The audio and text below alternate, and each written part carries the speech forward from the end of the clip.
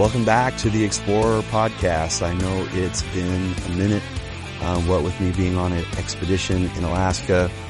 And speaking of which, today I have the audio from an interview that the expedition team did just the day after the expedition ended in Nome, Alaska.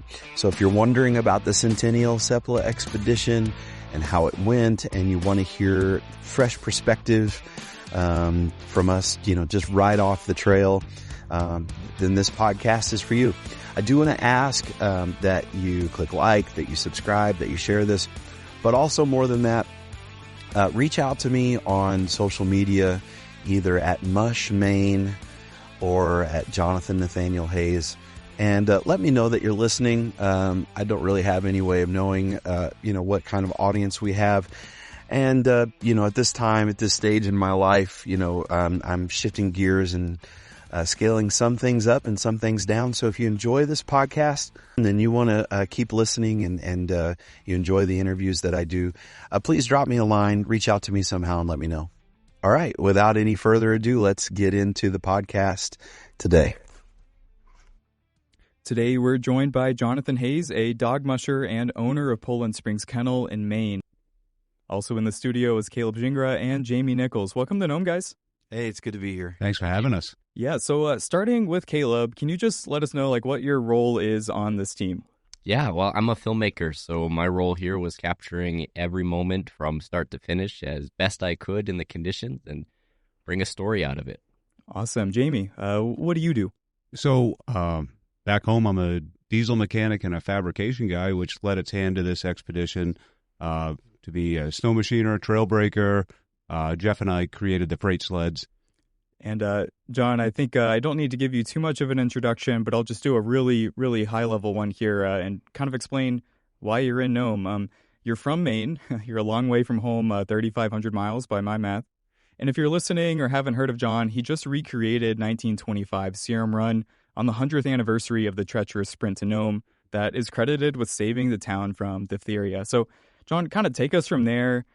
Why did you decide to do this? And when did you put this on your calendar as something you wanted to do? Yeah, so shortly after Leonard Seppala, who was a Nome resident in 1925, shortly after he played a pivotal role in saving the children of Nome, he did over 261 miles of the Serum Run out and back. After that, once the news finally got out that he and his dogs, were, one of the big heroes of the Serum Run, he relocated to Poland Spring, Maine, and there he established his first Seppala kennels, and that's about 5 generations removed from me. So I've been breeding these dogs for over 25 years. The purebred registered descendants of Seppala's dogs. Been breeding them for over 25 years, and a few years ago got elected the president of the International Seppala Siberian Sled Dog Club. So I'm kind of like one of the breed stewards, and just been my mission for over the last 25 years of keeping this breed alive. Yeah, and if you're listening and didn't put 2 and 2 together, those same dogs of that same lineage just did the Serum Run a century later. Yeah, so they were coming home. It was really surreal that Leonard Seppala, after the Serum Run, brought his dogs to Nome, and then 100 years later, I brought those dogs back to Nome from Maine. And that was surreal. And actually, Seppala and I are the exact same age, 100 years apart, doing the Serum Run, which was kind of cool, too, in its own way. Yeah, I mean, speaking of cool, how cool is it to get to keep that spirit alive? I mean, we've been celebrating Serum Run for feels like a month now here, but coming from Maine, it's got to be really special to come to Nome for the second time and for this really outstanding reason. Yeah, and I'm really excited because the state of Maine is celebrating this with Alaska and with Nome. There's a bill that's before the legislature right now in the state of Maine to make the Seppala Siberian Sled Dog the official state dog. So we're excited about that. That's super cool. Yeah, I love this connection we have on opposite sides of the country. So I want to kind of take our listeners with us as we kind of go through the chronology of this journey here. You started in Nenana. it was cold there, but maybe not as cold as it was later in the journey. But like, what were those first few days like as you set out on this journey? I'll start that story, but then I'm going to pass the ball off to Jamie, because a lot of those first few days was just a lot of brute work on behalf of the snow machiners. So we got caught in an avalanche, sat in the truck for 14 hours. Everyone was telling us the villagers aren't even traveling right now between villages. There's no trail. There's overflow. You can't start on January 27th. But that's the Centennial date. That's what we came here to do. That's what we're going to do. And it meant, and this is another day checked off, it meant that the first day, in order for us to leave on January 27th, we only made it, a dozen miles out of town, and then we parked and then started there the next day to give the snow machiners time to just hammer out from nothing, from just slush and slog and overflow, to hammer out from nothing, a trail on trapper lines. And then I'll let him tell you a little bit about how the Tanana River treated us. Go ahead, Jamie. So even before we got to Nanana, we had our reservations.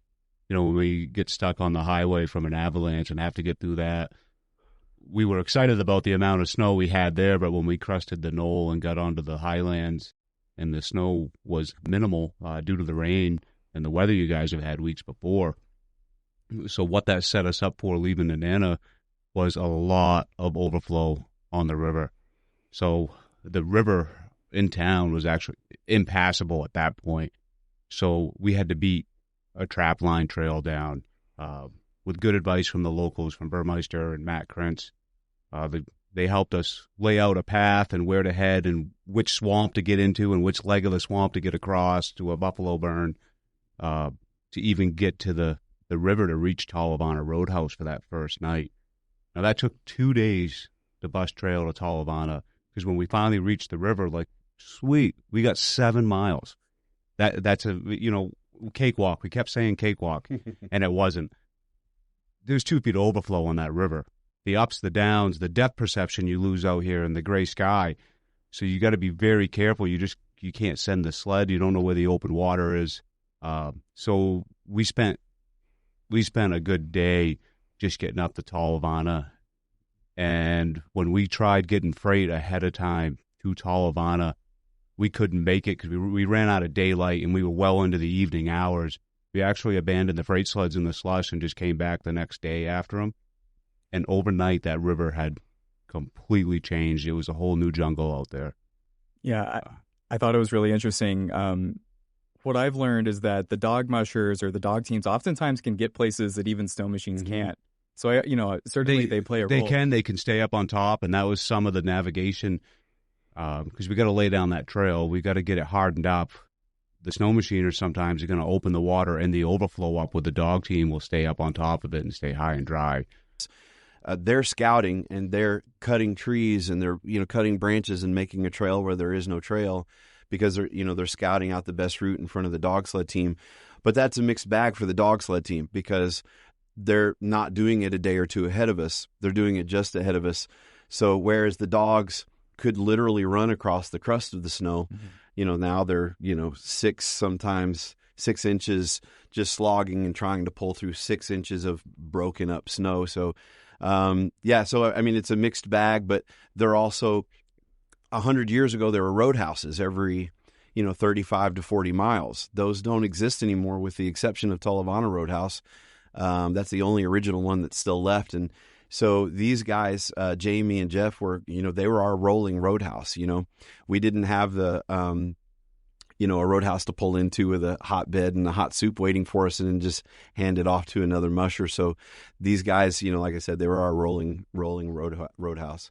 And so I would say I thought the Tanana River was the most difficult portion, and then getting down the first leg of the Yukon, I thought it was the toughest until we came out of White Mountain. From White Mountain to Nome, and I have a lot of Iditarod friends, and now I was telling the guys before the expedition, even when I was doing interviews like this, they'd ask me, is it the overflow? Is it the temperatures? What are you most concerned about? I was like, the coast and the ice, because I know a lot of Iditarod mushers who are far greater mushers than I that have had to, call it quits on the coast. And so I had a healthy respect for that. Yeah. Well, I asked about Tanana because it did not seem like the dogs were super deterred by that kind of treacherous start there. Because there's this video on your guys' Facebook page, and the dogs, as soon as you take your hook out, they're going. And like, I would have fallen off if I was the musher. Here's the crazy thing about that takeoff leaving Tanana is I only had about half of the team's tug lines connected because I knew they were going to be that way. They're just so amped to go and, love what they're doing. This is home for them. This is coming home for them. And unlike the racing huskies that are far faster than my dogs, these guys are traditional Arctic Spitz breed dogs. And so this is what they were bred for. These are conditions that, they're at home in. Yeah, and something I didn't really have an appreciation for until I spent some time with some mushers recently was that when you get to where you're stopping for the day, you're not done. You have to hook them all up. You have to melt snow for water. You got to feed them. You got to put straw down. Maybe this half of the room here. I mean, talk me through the logistics once you get to the end of the day. And I know you're recording, Caleb. It's like you're also having to balance all of this work. Like, what is it like when you're done for the day but not quite done? We just can't leave somebody 20 miles upriver on something that's not really froze yet with lots of overflow. It'd just be a recipe for disaster. So while you want to leap ahead and get your supplies up, get them set up, and get that trail so it sets up and kind of stay away from him so he's got a good run. Because if you put a snowmobile right in front of a dog sled team, like he was mentioning earlier, it's just not good travel for the dogs. So we'd leapfrog ahead, get the drop lines out, get the straw, find a good place to camp. And we've never been into any of these villages before. So just finding the right street, the location, where we're going to set up for the night, that's a whole logistics in itself so that he's got a way into town, because you just don't back that dog team up and turn it around 180 degrees without a tangled mess. Yeah. You need some room, or you need a lot of guys on hand. So we would kind of prep in the evening and anticipate his arrival, let him do his thing, let him get his peacetime coming in, and then go out and guide him on into the village at night. But we'd have his gang lines set up for him, straw down, and if we could orchestrate it right, we'd have that meat ready to go, that feed, so that when those dogs came in, the first thing they were looking for was fresh meat and kibble, and get them set up that way logistically. Yeah, that was a real blessing for me because, there was a few days in the beginning where, okay, now we're here. I need to get the heat going in the wood cooker and start boiling down the water. But everyone in the team wanted this to move as efficiently as possible. So I started pulling in to villages, and they're like, we've already got your meat melted for you. And I'm like, man, that's freaking awesome.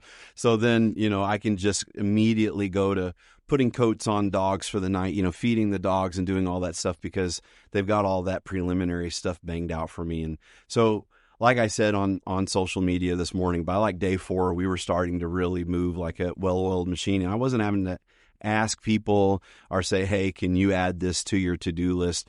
Everybody on the team just wanted this to move more and more smoothly. So everyone was finding ways to just, get us moving down the trail. And to Jamie's point, Manly, that was the first time, that was actually the only time in the trip where I said, okay, we have to stop and reorganize here, because at that point, the guys were breaking trail and we'd go ahead, but then they'd have to go back and get the gear. And so the dog team was actually moving ahead of their supplies.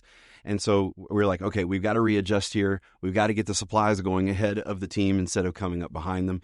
But after that adjustment, man, we started moving, and it was really great. You do have one member of the crew that didn't make it into the station this morning. I just want to give you guys an opportunity, maybe shout out what role that he faced or what role he served. So Jeff Kelly, him and I are a pair. We both think alike. We both know what needs to be done. Just put your head down and charge through it. Real strong man. If anyone's going to make it out of the woods, it's Jeff, and you'll be on his back. Just a good, clever individual. I'm very glad, and I don't know if I could have done this without him. Yeah. Just having that second machiner, that person to fall back on, He's clever. He knows what needs to be done. It's like a relationship, him and I. We don't really even have to talk to each other. We just know what's up and what's going on. That night from Talavana to Manly Hot Springs, we really turned into a team out there. 20 miles of that we axed out. So, because the chainsaw didn't want to start. You're welcome, Iditarod. Yeah, that was brutal because that's when the temperature really fell out down there. It was negative 50 when we rolled into Manly, but the chief said, it was probably negative 60 down in the valley. I'm like, all right, I can be cold for a minute here. Yeah. When you can swing an axe at a 2-inch tree and it goes clear through it and just snaps it, it's chilly. Yeah, it's pretty cold. And Caleb, I want to nerd out with my fellow media guy here. Sure. End of the day, what are you doing? You're getting everything off your SD cards. Like, what's going through your mind when you're done for the day? Well, my first priority is making sure I've gotten all the shots. I don't want to miss the obvious in the attempt to try to keep the media kit running, but the challenging bit in these environments is keeping everything running. Batteries do not like negative 50 temperatures. Every electronic component doesn't deal with moisture very well, so it's a balancing act of getting the shots, being part of the crew. There's a time to hold the camera, there's a time to help. So balancing all those is a challenge sometimes. So sometimes you're shuffling dogs in one hand and filming with the other, and you gotta play out those cards in the right order, or things won't go as smoothly as they can. And that rhythm started to sink in around day 3, and then we got the pattern going, and then that started to become a real fun process. Yeah, and I guess to explain to people too, what are you making exactly? Yes, I'm making a documentary. That's the end goal here. So right now, there's still all the doors are open to where that documentary is going to live, but the expedition page, MUSH MAINE, will keep everyone updated on when that's going to happen, and it will happen within a year. So that's the timeline everyone can expect, and then as that post-processing moves forward, the updates will come, and then we'll see where that lives. But at very least, end goal is probably YouTube right now. Cool. Yeah, I've seen a lot of snippets and photos from the trail. It's stuff that I just could never imagine seeing with my own 2 eyes. So I appreciate you capturing all of these moments that we'll later get to enjoy. Amen. Yeah. So I want to talk about some dogs now. So it sounds like Druid did a pretty stellar job leading the team throughout the journey. What can you say about your 2 lead dogs, Druid and Vodka as well, and the work that they put in? Yeah, it's funny.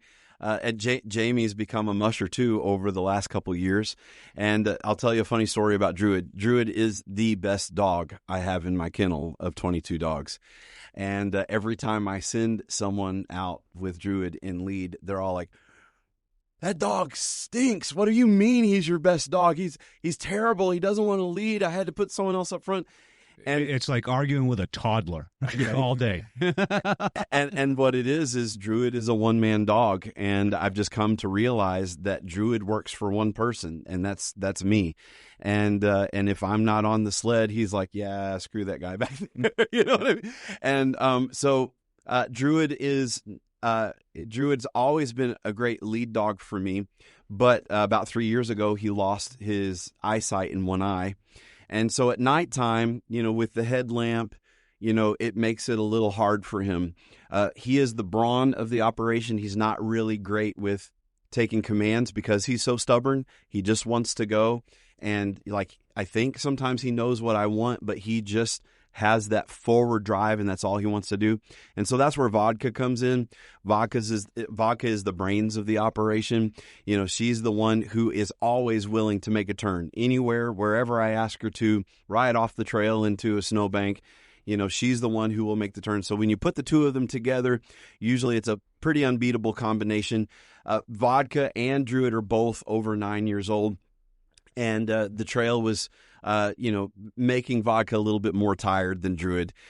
So I would swap her out every once in a while and put other younger dogs up to keep her fresh. But Druid was definitely the real iron dog of this expedition. Yeah. You actually can't run Druid if Jonathan's around, you can't run Druid, because wherever Jonathan is, he's going to seek Jonathan out. He'll try to turn you right around and go back up to the kennel if he knows Jonathan's sitting up there. Yeah. So coming back to the journey itself now, we're 11 days in since you guys left. I understand on your way into Galena, you found somebody. Can you tell me about that experience and way out of Ruby. Yeah. Yeah, it was on our way to Galena from Ruby, and that was it was one of the days where we were finally hitting our rhythm. So I'd get out of town, and the guys would thankfully, and I'm really grateful for this, they'd finish cleaning up, and they'd wait for the gas stations. It's weird. Your gas stations don't open around here until like 10 or 11 o'clock in the villages. So they'd wait for the gas stations to open up and, that kind of thing. And then they'd pass me about midday. Well, so I'm out on the trail for a couple hours, and it's really foggy on the river. It's a lot of overflow. And again, I'm passing. It looks like a snowmobile graveyard. My dog team is passing on top of the snow, these snow machines that are just buried. And then I see a form up ahead, and I could tell it's moving. And I was like, "Is that a caribou? Is it a moose? Why is it standing in the middle of the of the river?" And as I got closer, I realized it was a man. And when I pulled my dog sled team up beside him, this elderly man just collapsed right onto my sled. He was a village elder from Ruby. He had been out for about 24 hours. He was on his way to Galena to see his mother, who was in an elderly home in Galena. The previous day had gotten stuck in the overflow. His feet were completely frozen. He had lost one of his gloves, so he had receded that hand up into his sleeve, and that hand was frozen up. He chugged my coffee for the day. I put heat packs on him. Aaron Burmeister, I had Aaron Burmeister's extra anorak with me, so thank you, Aaron. I threw Aaron Burmeister's anorak on him, and I had already lost my Garmin inReach by that point. But thankfully, iPhones have this new satellite text option, so I just started satellite texting everyone, and within 45 minutes or so, the game warden pulled up on his machine, and we got him out of there. I didn't do anything that anybody else wouldn't have done. I just thank God that I was there, because we had thought about, instead of staying in Galena a day with the school, to stay in Ruby with the school there instead. And if we had done that, we wouldn't have been there. And in the condition he was in, he definitely wouldn't have made it. Yeah, these are these crazy things that you just never see coming. And I share the gratitude that you guys were through, and maybe save somebody. In those days that followed, you stopped by Kaltag, Old Woman's Cabin, eventually Uniclete. You're seeing a lot of these communities, I guess, well, most of them, for the first time. Are there any favorite memories you guys have from being like in the villages? So we had great people in every village, but the kids, it was old school. So back home, we don't see the kids running the streets anymore, down in town. And when we'd pull into these villages, all these little kids were still out at 30 below, and they're out there in Crocs and shorts. It's like, man. But that was the coolest thing, to come in and see those kids. And when we would be ahead, hey, the dog team's coming. And they'd amp up, get all excited. And when the dog team rolled in, they would just flock to Jonathan and the 16 dogs. And that was the favorite part of all this, seeing those kids light up. Yeah, that's awesome. So, and you knew you could look forward to it in every village. Mm-hmm. Yeah, and I'll add to that, there are key people that you need to know to pull something like this off. Aaron Burmeister was instrumental on the Tanana leg. I call Cynthia Erickson the Athabascan queen of the Yukon River. If you know Cynthia Erickson, you are all set on the Yukon River. And then it was the same thing with Jeff and Donna Erickson out of Unilakleet. If you know them, then you're good to go on the coast. And man, these guys were instrumental in helping us. But I think Caleb has some good memories from the villages too, I think. Yeah, it's the kids are absolutely the most interesting part about that experience, for sure. I mean, we were met with such hospitality throughout the entire journey. It was actually mind-boggling. And one of the things that I got the privilege to do while I was here, was speak with the descendants of the original mushers. Mm-hmm. Yeah, we were working hard along with the locals to track down everyone I could, and I would leave early and interview. And one of the things that kept coming up, that tracks all the way back to 1925 and well earlier than that, is the spirit of hospitality. These villagers, they want to help, and they do so without expecting anything in return. It's that same spirit that brought that Serum all the way to Nome 100 years ago, and it's that same spirit we saw today and throughout this entire journey. It's just been a wonderful privilege.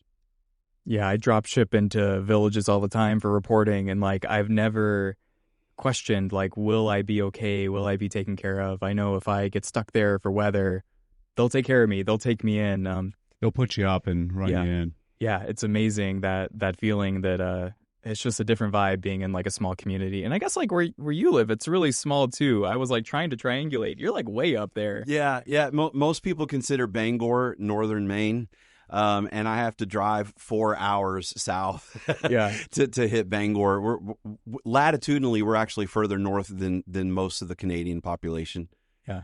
So you mentioned a moment ago spending some time in schools. What were you doing there? What was the goal? So I'm a public school teacher and a father. So I just, back to what everybody was saying, we all love kids, and that was such a big part of this. But sharing in the villages with the children and telling them, this is your story, this is your heritage. We're here to celebrate what I can't remember Ivanov. We were in one of the schools, and one of the native teachers there, an elderly native teacher, she said Ivanov was the native musher from our village that carried the serum. She said, if you are a descendant from him, stand up right now. Literally half the room stood up. And so it was just like connecting with them and saying, 17 of the 20 mushers were natives. And, we just want to celebrate this with you and make sure, with Caleb's help, making sure that your story gets told, and that's the exciting part for us. Yeah, it's cool. They're part of the history too. If it's Ivanov, maybe Uniclete would be my guess. Yep. Yeah, you can usually know family names depending on the village. Yeah. So getting back on trail then, when you're in Shaktoolik, you mentioned the weather kind of changed. If people aren't familiar that are listening, once you hit the water, it's a whole other animal. There's extra wind. I saw this like really crazy video with your like eyelashes frozen, your beard and your mustache were like full of crazy ice. What were those final few days like once you hit the sound? What was that like for, I guess all three of you, because you're all going through it too. You've lost any wind block that would be there. There's no trees, there's no mountains, there's no berms to hide behind when you hit that basically open ocean, or you head for the sound. Yeah. So you're right out there in the thick of it. Nothing's going to protect you from the wind or the blowing snow out there. Yeah, and I think especially once you guys got like to the northern edge of the Northern Sound, there was like a north-south wind, which means because you're going east to west, that means a crosswind, right? Mm-hmm. So like I know on the sled, you're probably having to balance as best as you can. What was that like for you? Yeah, what'll happen is the wind would catch the sled like a sail and me, and hurl the sled, and that would just start dragging the dog team along with us. So when we crossed Norton Sound, Mother Nature was like, "Oh, come on out." It was sunny. It was a little breezy. It was cold, but And just about halfway through with the dog sled team, the wind just started ripping. And, and then, of course, the sun is set and it's dark and, you're just, but the amazing thing for me is, I like I said before, I told every reporter that asked me before I came out here what I was most concerned about was the coast and the winds on the coast. But and mostly because my dogs have never mushed in that. We've never mushed on sea ice. We've never mushed on wind. How are my dogs going to respond to it? And here's the crazy thing. Even the dogs that were only giving me like 60, 70%, when the going got extremely tough, every single dog on the team just shifted into power through mode. And like, that's when I was like, yep, I'm the weakest link on this team. Like these guys are just like, they're like, heck yeah, let's do this. They were loving it. They were cooking across the sound too, because Jeff and I were watching for the headlamps and the headlights coming, because we'd be ahead of them at that point and set base camp up for the night. And we could see the headlight flashing, like, all right, he's probably 7 miles out there. We got a minute, let's get our gear on. And by the time we geared up, it's like, whoa, he's right there. Those dogs were cooking that last leg to get off that ice. Yeah. They were all working. And by now, so we're talking like right before you guys got to Solomon, or no, that was Koyuk. Right. Koyuk, okay. Solomon was that was where I'm like, we're just one day out, one more night on the trail, and the blowhole, just east of Solomon. Alaska said, no, you're not getting off that easy. And we thought the Tanana River was going to be the worst of it. And the blowhole said, no, I've got something else for you. So all of us got some minor frostbite here and there.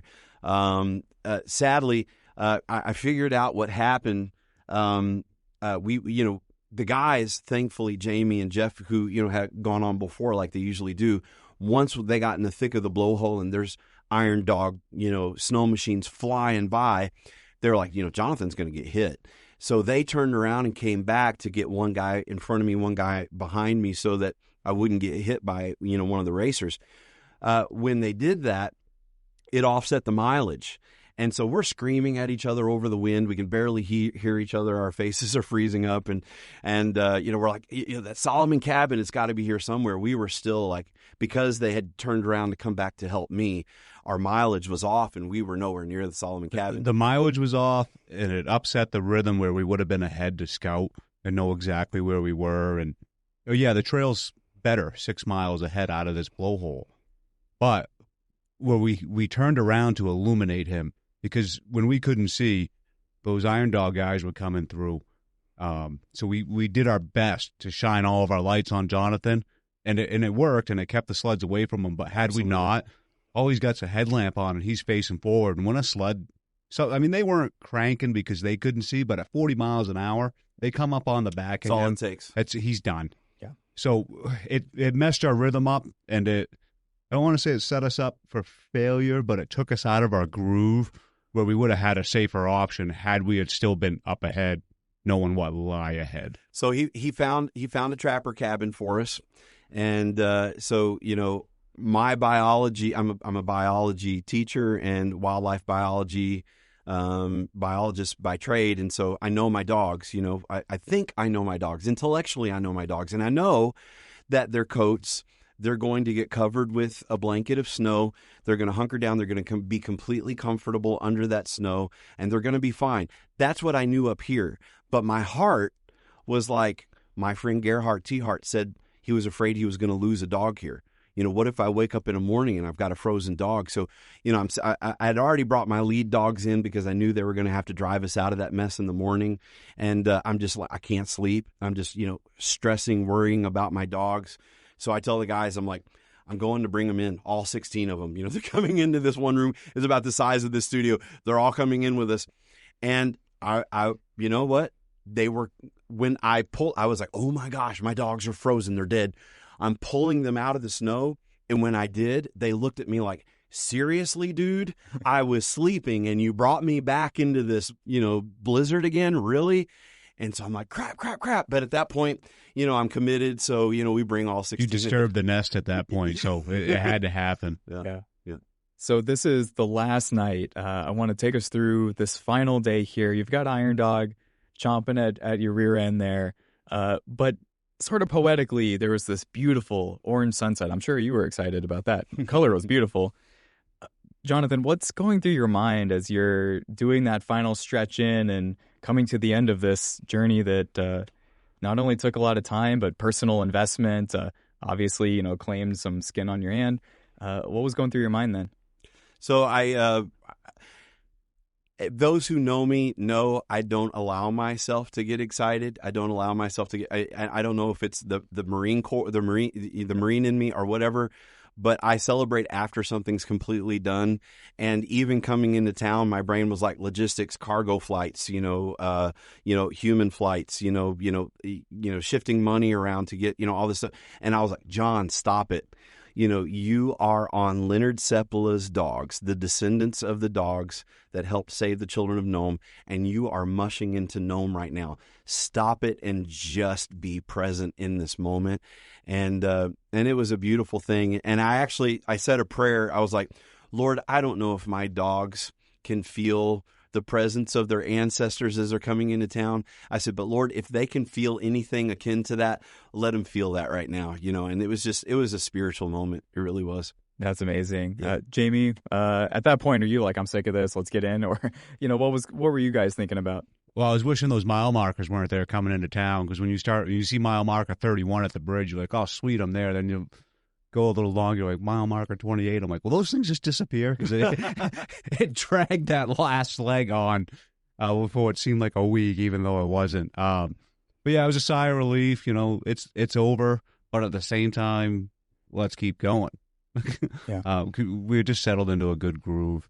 But yeah, when's the next challenge? So coming in was bittersweet, but we could keep going. Well, it's funny you say keep going. When you guys made it into Nome, I thought it was really funny for me. You sort of habitually plop down your snow hooks. And of course, it's like Front Street in Nome. It's paved. It's icy. They just boom, clinked off the surface. They did nothing. The dogs were ready. Game. Yeah, but the dogs are ready to keep going. And just to kind of give people a mental image of what was going down there, you had a box. You had 9 vials that you handed over to the mayor of Nome. Tell us about that box and what you remember of that moment. I'm sure it was all a blur, but what do you remember? So let me back up and say just a comment real quick again to give kudos to my dogs. We came in. You just said they were still ready to go. We came into town with 16 dogs. We started this with 16 dogs. My dogs would be blown away by the speed of an Iditarod Alaskan Husky team, but my dogs thrive in these Arctic conditions. Their coats, their pads, their feet. I had about 800 dog booties with me. I used somewhere between 16 and 24 dog booties this entire trip on 8 paws. So Iditarod guys, we got some dog booties for sale if you need any. Yeah, so sale. So what they don't have the speed, but this is there's a lot to be said for that traditional Arctic Spitz breed toughness, and I'm just so proud of them. And they could have, like Jamie said, they could have kept going. But that said, it was really nice to shake hands with the mayor, to hand off that ceremonial Serum box. It's an antique, and I think the Alaska Railroad does want that box back, by the way. Okay. I'll tell John. I'll let him know. I do think but and there were 9 vials inside representing the 9 pandemics that have hit the native communities of Alaska over the years, and also included was a Ziploc bag of letters that the children of Nenana wrote to the children of Nome. So I thought that was really cool. Yeah, that was really sweet. That little detail there. So we're on day 23, since you left, but I think elapsed time, you were thinking 18, 19? Yeah. So we actually, like I said, the first day we only, could do, a dozen miles or so, because we had to give the guys time to break out more trail. And then we had to take a day in Manly to let the stuff catch up. We spent an entire day in Unalakleet with the school kids. We visited several schools. I think, 6 schools I think we visited along the way, and stopped into a Covenant church. And shout out to the Covenant churches, man, on the coast.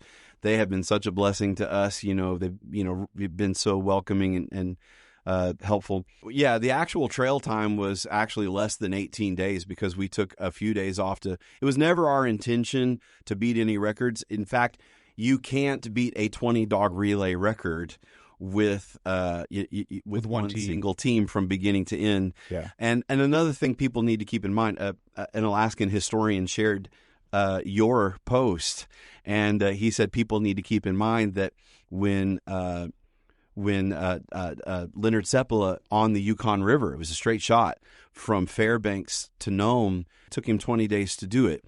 We had 18 trail days on, and then we took the time, to, bust through the first few days of travel. And also our desire was to celebrate the communities, to connect with the villagers, and to Caleb's point, to tell the stories, to listen to the descendants of those original Serum Run mushers and let them tell their family stories. Jonathan, I want to read a comment that your dad, Jerry, left.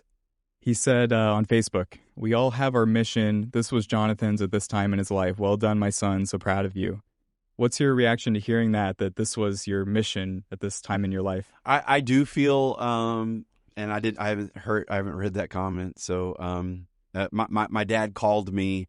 He kept blowing up my phone right after I crossed the finish line. I kept trying to call my wife, but he kept, his phone number. And I was like, okay. And he looked at me. He said, "Are you okay?" And I was like, "Yes." He said, "You're completely okay." And I said, "Yes." He goes, "Your team is okay?" And I said, "Yes." And my dad doesn't cry, and he started crying, and I was like, "Oh, okay, now you're making me cry," you know. So that was pretty cool. But yeah, I do feel, I believe in the hand of providence. I believe that our steps are ordered. I don't think it's a coincidence. If you believe in coincidence, you're going to find coincidence. If you believe in providence and that your steps are ordered, you're gonna find that too. And so for me, I don't think it's coincidence that Seppala and I were the same age when we did this. That it's exactly 100 years apart. That that I've been blessed to be running the registered purebred descendants of his dogs, and to bring them from where he took them, from Nome to Maine, to bring them back to Nome. Yeah, what a cool connection that you have there. Just in closing, is there anything I didn't ask about or something you want to be sure you get out before we wrap? So I want to give heavy thanks to Matt Krentz down in Nana. Him and Burmeister came in and sat down with a paper map, and we jotted notes all over this map and dropped GPS pins on our offline maps with the Garmin, and they really helped assure that we were navigated on that first leg. And then Arnold Marks really picked up. He laid down some GPS tracks that were instrumental when that river blew over and I couldn't find the trail anymore. Because remember, I'm in somebody else's backyard. You come to Maine, I can get you around that state and tell you which river and which waterway to stay off of, where the hot springs are on the lakes. But we're in their backyard, so Arnold laid down some GPS tracks that when I couldn't find the trail and white out blow. Can you say Arnold's last name? Arnold Marks Jr. So when we couldn't find that trail or it wasn't blown in anymore, we were pulling that GPS tracks up, and I'd zig left and went, nope, I'm off that track, and I'd zig right and I'd find it again, and then randomly you'd find these stakes out in the middle of the river in a perfect line that Arnold had laid out for us ahead of time. And Arnold, that was huge. That was immense, because we're already worried about, we know the ice isn't safe, but he had been through there. He had laid down those tracks. And when he seemed to know the ice wasn't safe in certain areas, he had dropped some stakes out there, some tree branches, and it was just immense help from him. So cool to feel that presence, that somebody was out there. Even though he wasn't there, yeah, he was. And he's got a crew that goes out and does that with him, and I didn't get to meet them. So anybody that was along with him, thank you. Everybody was instrumental to us. And Caleb, you've done some cool stuff. You've gone to some cool places. How did this rank on your list of films you've got to work on?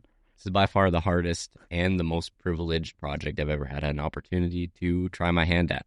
There's a long ways to go in post-production, but in the conversations I had, there's one thing that kept coming up. It all pointed in a very unique and special direction, and that is how precious the fight for human life is. Dates way back to 1925 when they made this run. That's what they did. They were fighting for that. Yeah, it's something that we hold sacred, right? That we Absolutely. look out for one another, we keep each other safe, and it's really amazing to hear how many people contributed to that for you guys. And there is a pandemic, as you know, I hate to, talk about this dark side, but it's what Caleb's alluding to. There is a pandemic of, suicide, depression, anxiety, and all of these things that, and, we've just been, when we have adult audiences along the way, we've just been preaching that sermon, when so many people have sacrificed so much to preserve just one more life, don't give up so easily on yourself. Yeah. And that's where Grandma's house comes into play with Cynthia Erickson. Yeah. Someone, if they need any help, could reach on out to her. Be great.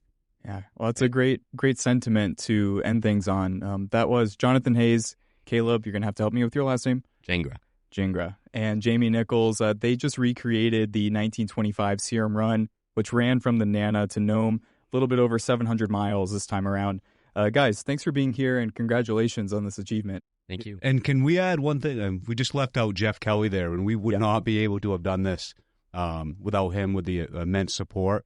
And Jeff currently, I think the reason he's not here is he's on a mission to pack. His gear is still going forward over there. So thank you, Jeff, for coming along, and thank you to his wife for the encouragement on pushing him over the edge to get out and get on out here. with us. Well, awesome. Again, I just appreciate you guys making the time to come here. You're flying out Tonight, Tomorrow. John's out of here tomorrow. Wow. We got to orchestrate all the freight and getting loaded, and then we have a 5,200-mile trek back to Maine in the pickup truck. Just that in itself is an adventure. And dropping dogs every 6 hours, you know. Yeah. Because we want to keep going. We got 1,000 miles of range with the fuel on board, but the dogs are the limiting factor here because it's their care that trumps anything on our travel dates. Yeah. 5,200. Where are you driving from? We're from Maine, so From Anchorage. You're driving from Anchorage to Maine. Yes, Yeah. sir. So we had a week-long drive. We had an adventure before the adventure. My God. We got to do the prologue to this interview. Oh, man. We can real quick if you want. Yeah, keep going. Yeah. So even beforehand, so we're headed 5,200 miles, and I'm a mechanic, so everything in my life is broke and wrecked. So just the amount of prep work, like we're going to go through trail wheel bearings. All right, so new wheel bearings, new brakes, new everything, just because I don't want to lay on the side of the road and fix stuff because everything in my life's always broke. So prepping the truck, making sure we're all set. And like any wise man, you do a full resto on the truck before you leave, right? So you've touched every nut and bolt on it, which is not a good idea. I put that truck back together, and its maiden voyage was coming out here to Alaska, and thankfully we didn't have any issues.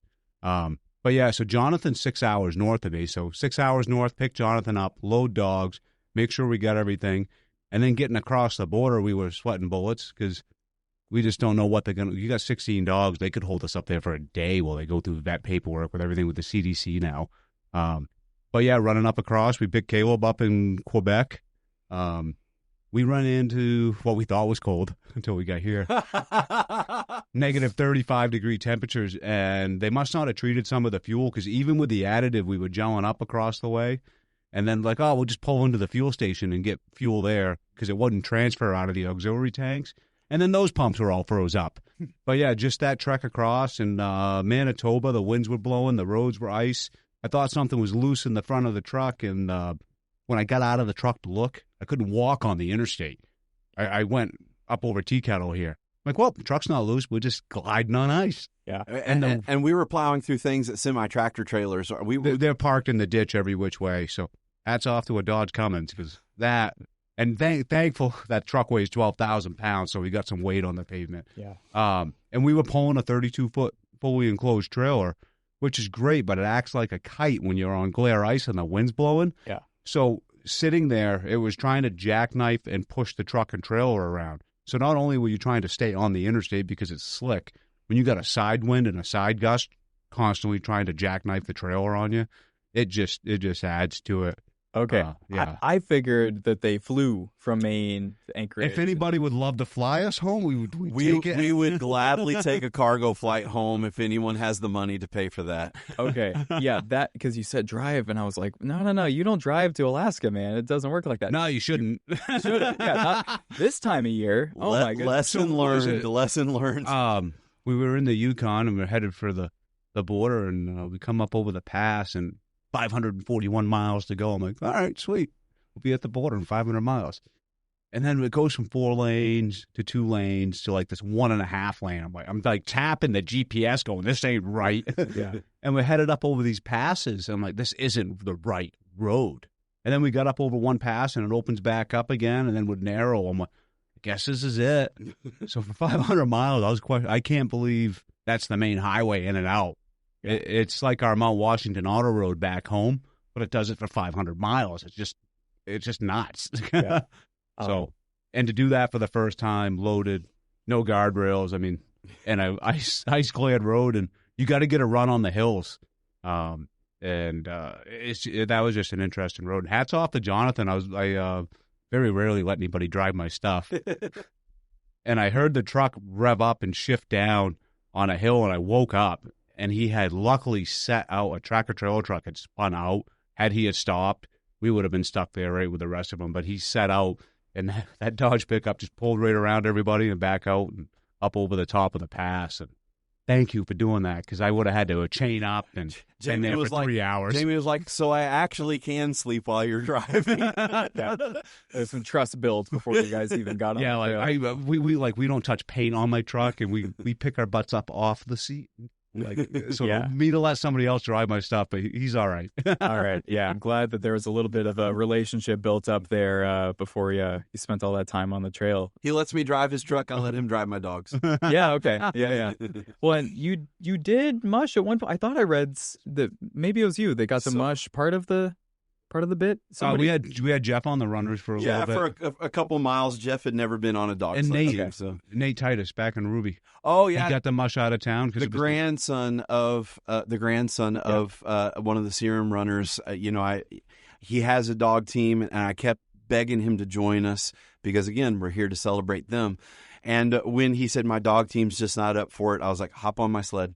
And so, the grandson of the original Serum musher was on my sled mushing out of town. And so that was beautiful. And people can say, oh, so you didn't mush the whole thing. It's -2 miles. And I'm like, you know what? Give it up. This is a celebration of a beautiful heritage. And it was a way to pay thanks, just letting him on the runners because he come out on the ice and everyone had my GPS tracker. And when we got into Ruby just to see him out we see a headlamp coming on and off, and there he was to guide us into town to make sure we had safe passage up to the school. At 1 in the morning. At 1 in the morning. We were supposed to be there 6 hours earlier, but Jeff and I, the last 5 miles into Ruby, the snow had all shifted to the south side of the river, and there were 12-foot drifts out there. We burnt. We were out there 5 or 6 hours just stuck. Like we'd get ourselves out, we make it 100 feet, and we're stuck again. So thanks to Nate for making sure we had safe passage. It was overwhelming and a great feeling knowing that he was there to guide us in the rest of the way. Yeah. And since we're doing shout-outs, and there's so many shout-outs, sponsors, all that stuff, and thank you, sponsors, so much. But the reason why I didn't do a shout-out to Jeff is because he's done it twice. Jeff, the absent member right now, also, it became very clear 4 or 5 days in that he was a dog man. Not only did he connect with the dogs were connecting with him. And, he didn't even ask, just dove in. And Caleb, man, he was running that fine line of, okay, there's drama going on, and we won't share the drama. We won't, no spoiler alerts for the documentary, but there's drama going on. Do I keep running this camera or do I go over and help?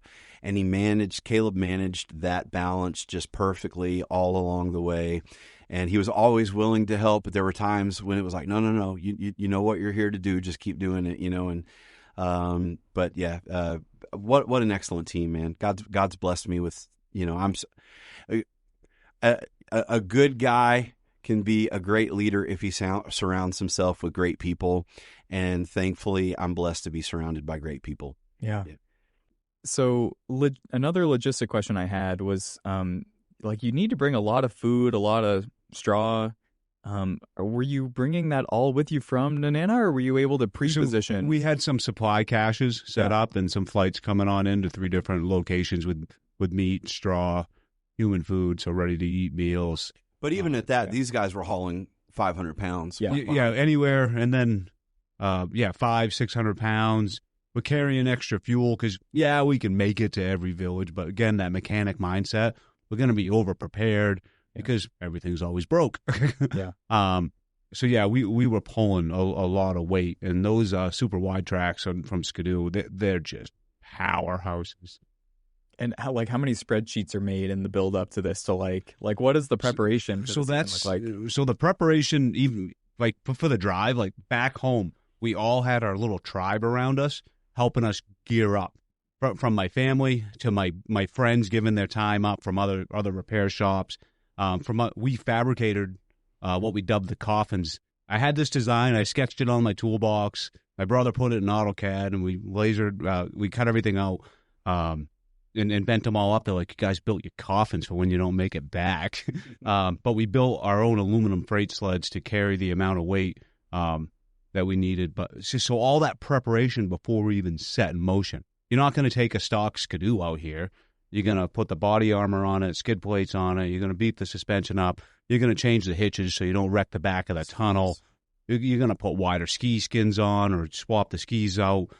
So just the amount of prep going into every aspect of the logistics along the way was immense. Well, this had been in the workings for 3 years. Yeah. I think. Yeah. So, in addition to, trying to raise funds, be a public school teacher, try to be as present a family member to my wife and children as I can be, and training 22 dogs.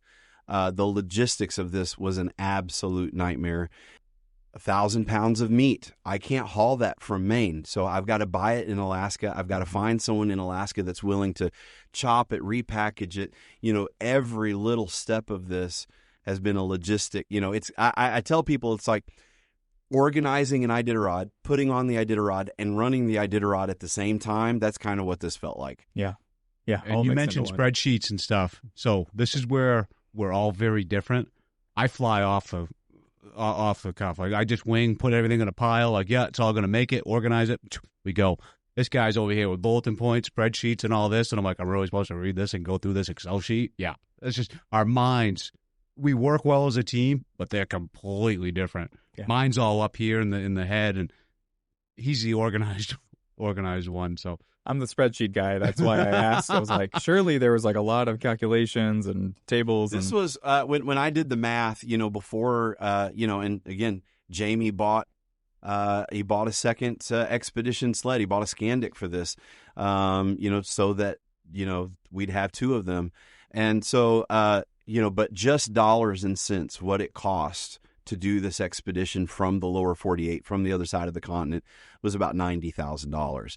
And so that was my starting place. So you have to have a spreadsheet. You can't just be throwing numbers around like that in your head. Like, you have to be checking those things off one at a time. And thankfully, with the help of sponsors and with the help of guys who are saying, no, I'm going to put skin in the game, and I'm actually going to be a partner in this expedition and not just, show up and show off. Like, these guys put their skin in the game. And as a result, we were able to pull it off. Yeah. No, it's amazing. And I just have an appreciation for just how much work goes into it. Because I should say I can't begin to appreciate how much work goes into it, but I certainly just commend you guys for what you've accomplished here. It's just amazing.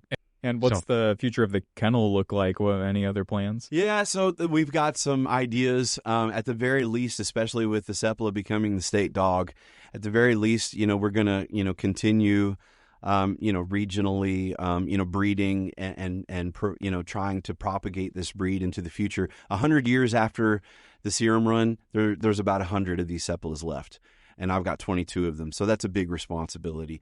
I'd love to run the Iditarod one day, but that's, we'll see. We're also planning on doing a dog sled and canoeing expedition business there in northern Maine, for the people who want to come up and experience this firsthand and be out in the Allagash Wilderness, which is a national preserved wilderness, be out in the Allagash Wilderness with a team of Seppalas, Togo's descendants, and if they want to come enjoy that, we're going to be launching that next year. That's the first time I've done a little promo for that. Promo. If you don't know what the Allagash Wilderness Waterway is, you got to Google it. Pristine. Yeah, you got to look it up and check it out. It's absolutely beautiful out there in the North Woods. When you guys have trees, we don't here, which I imagine was another thing. Yeah, that was a reality strike. Because we'll just light fire if we need to, but there's not much to light fire to. Yeah, there's like driftwood on the beach, but it's covered under pack ice.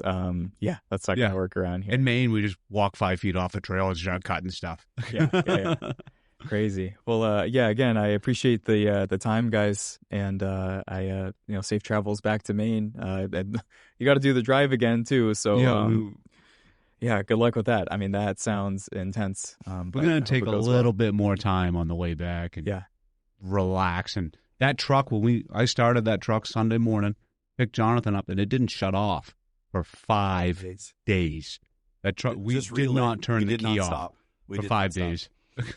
You just had like a giant gas tank on it, or how does that? Run a big L tank in the back, keep it filled up, and just keep chugging. Okay. Pull over when the dogs needed a break. We can run 1,000 miles on a tank. So. That's insane. Oh my goodness. You got to keep going. Yeah. Because we're on kind of a tight schedule because we're all working men too.